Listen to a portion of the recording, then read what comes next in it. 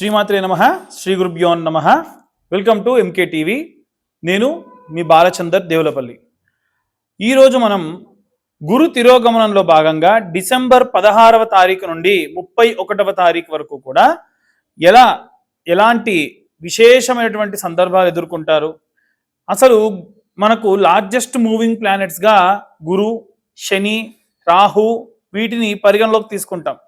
ఇవన్నీ కూడా ఏంటంటే చాలా ఆలస్యంగా జరిగేటువంటి ప్లానెట్స్ కాబట్టి విశేషంగా గురు అనేటువంటి వాడు తిరోగమనంలోకి వచ్చి 3 నెలల పాటు ఈ యొక్క మిథునంలో సంచారం చేస్తున్న సమయమునందు ద్వాదశ రాశుల వారికి కూడా ఎలా ఉండబోతుంది అనేటువంటి విషయాన్ని, అందులో భాగంగా ఎలాంటి రెమెడీస్ తీసుకోవాలి, ఎలాంటి మంత్రం చదవాలి అనేటువంటి విషయాన్ని కూడా ఇప్పుడు మనం తెలుసుకుందాం. కర్కాటక రాశి వారికి సంబంధించి డిసెంబర్ 16 నుండి 31వ తారీఖు వరకు గురు తిరోగమనంలో భాగంగా ఎలా ఉండబోతుంది అనేటువంటి విషయాన్ని ఇప్పుడు తెలుసుకుందాం. కర్కాటక రాశి వారికి సంబంధించి 12వ స్థానంలో గురుగ్రహ సంచారం ఉండడం వలన గృహిణులకు కానీ, ఉద్యోగస్తులకు కానీ, అలాగే విద్యార్థులకు కానీ వివాహము, సంతానం కోసం ప్రయత్నించేటువంటి వారికి అంత యోగ్యంగా ఉండదు. 12వ స్థానంలో గురువు ఎంతగా ఏమీ కూడా లాభించడు. కాబట్టి వీలైనంత వరకు కూడా ఈ యొక్క కర్కాటక రాశి వారికి సంబంధించి ద్వితీయంలో కేతువు కూడా ఎక్కువగా లాభించడం అనేటువంటిది ఉండదు. ఖచ్చితంగా వీరికి వచ్చేటువంటి 6-7 నెలల వరకు కూడా ఇదే పరిస్థితి ఉంటుంది. మిశ్రమ ఫలితాలు గోచరిస్తాయి. కాబట్టి అనవసరమైనటువంటి ప్రయోగాత్మకమైన పనులు చేయకుండా ఉంటే మంచిది. ఈ యొక్క తృతీయ స్థానం నందు కేతువు అంత యోగ్యంగా ఉండడు. అలాగే ఈ యొక్క దశమ స్థానము నందు శనిగ్రహ సంచారము, దశమంలో శని కూడా అంత లాభదాయకంగా ఉండడు.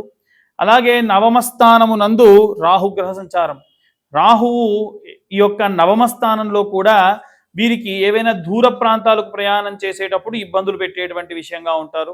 అలాగే దశమ స్థానంలో శనిగ్రహ సంచారం ఉండడం వలన వచ్చేటువంటి ఆదాయానికి గండిపడడం కానీ, వచ్చేటువంటి డబ్బులు రాకపోకుండా ఉండడం కానీ జరిగేటువంటి అవకాశం ఉంది.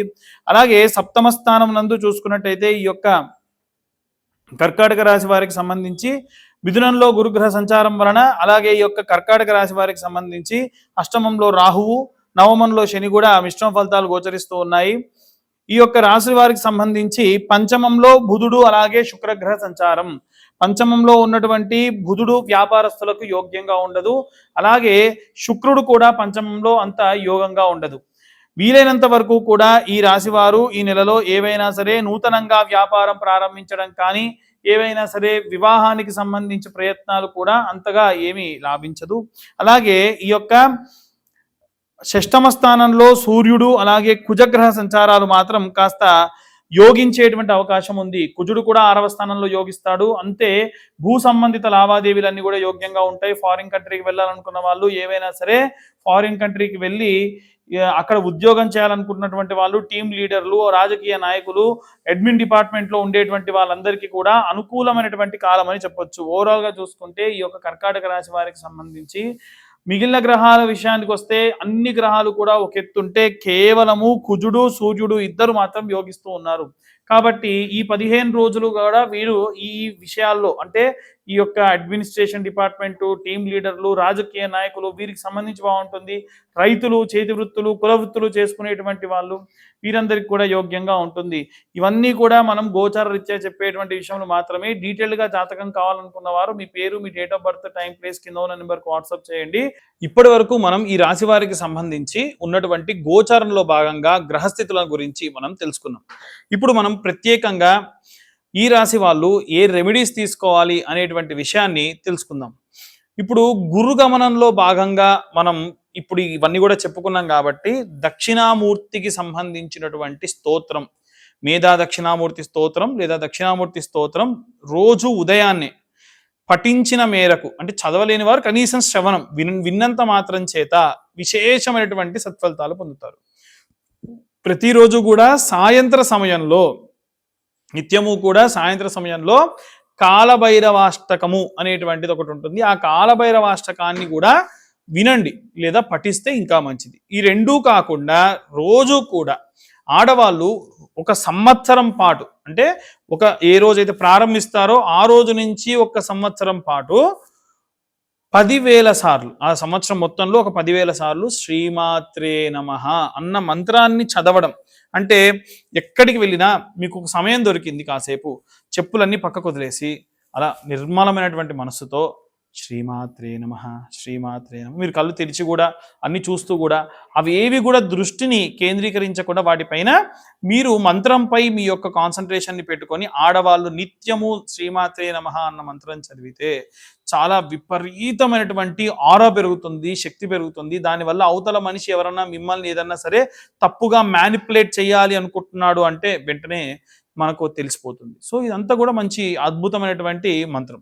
ఇక మగవాళ్ళందరూ కూడా ఏంటంటే ఓం నమో భగవతే వాసుదేవాయ అన్నటువంటి మంత్రం లేదా ఓం నమ శివాయ అన్నటువంటి మంత్రాన్ని కూడా ఒక 10,000 సార్లు పూర్తి చేయాలి సంవత్సరం కాలంలో. ఇలా చేయడం వల్ల కూడా వారికి విశేషమైనటువంటి శక్తి పెరుగుతుంది. మంత్రాధీనంతు దైవతం, మంత్రంలో దేవుడు నిక్షిప్తమై ఉంటాడు. ఆయన మనతో మాట్లాడతాడు, మనకు చేసేటువంటి పనుల గురించి మనల్ని గైడ్ చేస్తాడు. మనం తప్పేదైనా చేయాలనుకుంటే నువ్వు చేసేది తప్పురా అని వాన్ చేస్తాడు. ఇవన్నీ కూడా ఆ మంత్రం చదువుతుంటే భగవంతుడు మన చుట్టూ ఉంటూ మనతో ఉంటూ, అంటే మంత్రం చదవమన్నాడు కదా అని చెప్పేసి ఏ రీల్స్ చూసుకుంటూ శ్రీమాతే నమః అని కానీ లేకుంటే ఇంకేదన్నా టీవీయో సీరియలో చూసుకుంటూ ఇలాంటివి చేస్తే కనుక అది ఫలించదు. మనం శ్రద్ధగా ఈ పరమైనటువంటివి చేస్తే మంచిది. ఈ డిసెంబర్ 15 రోజుల్లో, ఈ ఆఖరి 15 రోజుల్లో కూడా సంవత్సరంలో ఎక్కువగా చలి ఉంటుంది కాబట్టి మనకు శని చండాల యోగం అని ఈ యొక్క రాశిలో మనం చెప్పుకున్నాం కదా. ఇప్పుడు ఎక్కువ చలి పెడుతుంది అని అంటే మనకు మంచి కంఫర్ట్ ఉందండి. కానీ ఎవరైతే ఈ చలి తట్టుకోలేకుండా రోడ్ల పక్కన పడుకొని ఉంటారో వాళ్ళకి ఏమైనా దుప్పట్లు దానం చేస్తే ఈ అర్ధాష్టమ అష్టమ ఏలినాటి శని ప్రభావాలు పోతాయి. అదేందండి మాకు అర్ధాష్టమ శని లేదు, అష్టమ శని లేదు, లేకుంటే ఏలినాటి శని లేదు, మాకెందుకు బాధ అంటే శని చండాల యోగం ఉన్న సమయంలో గనక మనము శనిని సంతృష్టుని చేయడానికి ఏదో ఒక పని చేయకుండా ఉంటే ఆయన ఏదో రూపకంలో వాళ్ళని ఇబ్బంది పెడతారు. బండ్లు ఆగిపోతాయి. సీరియస్గా మంచిగా నడుస్తున్నటువంటి బండ్లన్నీ ఆగిపోవడము, వారికి ఏదైనా ఫ్యాక్టరీ ఉంటే ఫ్యాక్టరీలు, మిల్లులు ఉంటే మిల్లులు ఆగిపోవడం, ఇలాంటి విపరీతమైన ధోరణులు కలుగుతూ ఉంటాయి.